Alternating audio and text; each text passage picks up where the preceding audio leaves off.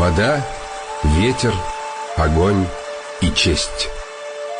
Когда-то дружили вода, ветер, огонь и честь. Они всегда были вместе, но как-то им понадобилось на время разлучиться, чтобы заняться своими делами. И стали они договариваться, как им потом вновь найти друг друга. Вода сказала, что ее можно найти там, где растет камыш. Ветер сказал, что он всегда находится там, где трепещут листья. Огонь отметил, что его можно найти по идущему вверх дыму.